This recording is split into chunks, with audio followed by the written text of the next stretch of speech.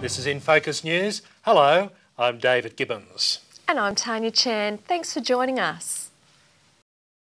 Church leaders are anticipating that for the 6th year in a row, more than 1 million people will have joined the Seventh-day Adventist Church around the world. Church leaders look at the membership figures at June 30 every year. And currently there are more than 17 million Seventh-day Adventist Christians around the world. It took 110 years before the church reached its first million members in the late 1950s. In 1980, there was one Adventist for every 1,300 people on the planet. Today, the ratio is less than 1 in 425. Now, on average, someone chooses to become an Adventist Christian every 30 seconds. Avondale, a tertiary education institution run by the Seventh-day Adventist Church, has been given a new face.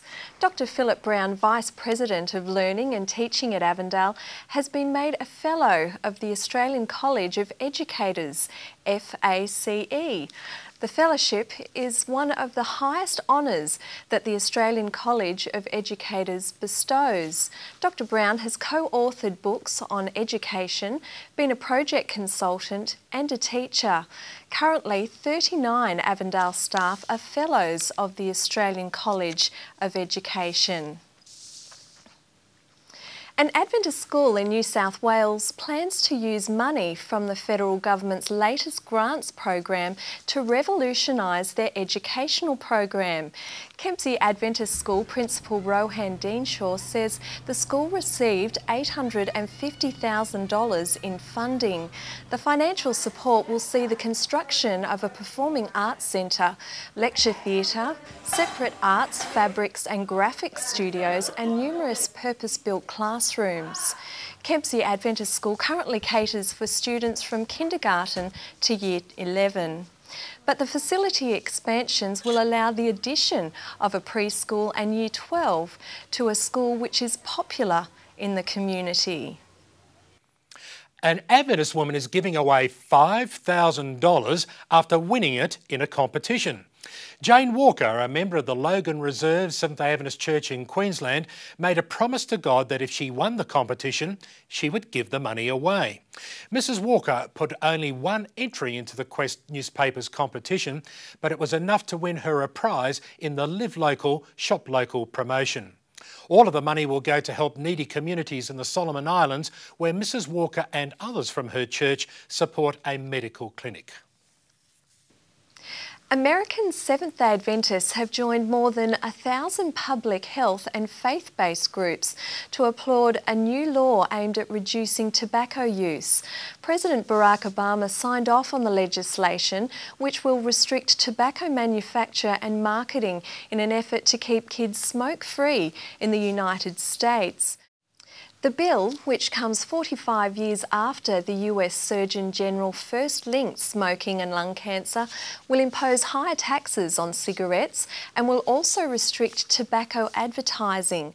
North American church leaders said it was good to see Adventists being active citizens as the bill passed through Congress, writing many letters encouraging their elected representatives to vote yes. 15 tonnes of school books and DVDs, estimated to be worth $3 million, have been distributed to Adventist schools in Papua New Guinea and other Pacific nations. Businessman David King, CEO of Future Schools, an online educational tutoring organisation based in West Gosford, New South Wales, made the generous donation. David and his wife, while on holiday in Tonga, visited the Beulah Adventist Primary School and was so impressed by what they saw there and the lack of resources that they decided that they would donate their stock and resources back here in Australia to the work in the Pacific and to PNG as well. King's donation was motivated by his respect for the work Adventists have done in the Pacific, particularly Beulah Adventist Primary School in Tonga.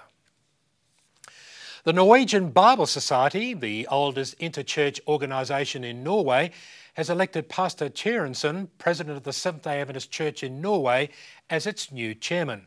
It's the first time this position has been filled by a non-Lutheran. Until now, a bishop of the Lutheran Church of Norway has always held the presidency.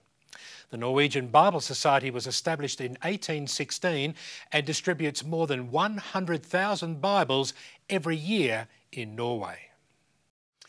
And in this week's edition of Record, the editor says that joy should be contagious. Tell us what you mean by that, Nathan. Hi Tanya. Joy doesn't mean that we're mindlessly happy in the midst of whatever, but joy is the native land that we return to as members of the Kingdom of God. That's worth sharing and that's worth celebrating. Check it out in this week's issue of Record. Thanks, Nathan. There is so much more on the full half hour of In Focus that can be seen on Hope Channel every weekend.